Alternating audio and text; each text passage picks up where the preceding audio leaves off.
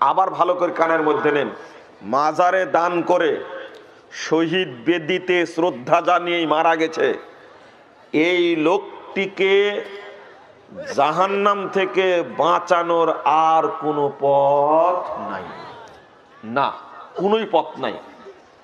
মানে তবে একজন লোক গলায় দড়ি দিয়ে মারা গেছে, কাবিরা গুনাহ করেছে, শিরিক করেনি, গলায় দড়ি দিয়ে মারা গেছে, এটা কাবিরা গুনাহ, তার ছেলে সন্তান যদি সাদাকা করে মাপ চাই, আল্লাহ রাব্বুল আলামিন তার পাপ ক্ষমা করে দিতে পারে। একজন লোক জেনা করতে করতে মারা গেছে, তওবা করার সুযোগ পায়নি, যদি শিরিক না থাকে তার ছেলে সন্তান ওই লোকের জন্য যদি ক্ষমা চায়, দান করে, সাদাকা করে, আল্লাহ রাব্বুল আলামিন জেনাকারীকে ক্ষমা করে দিতে পারে। একজন লোক মদ খেতে খেতে মারা গেছে,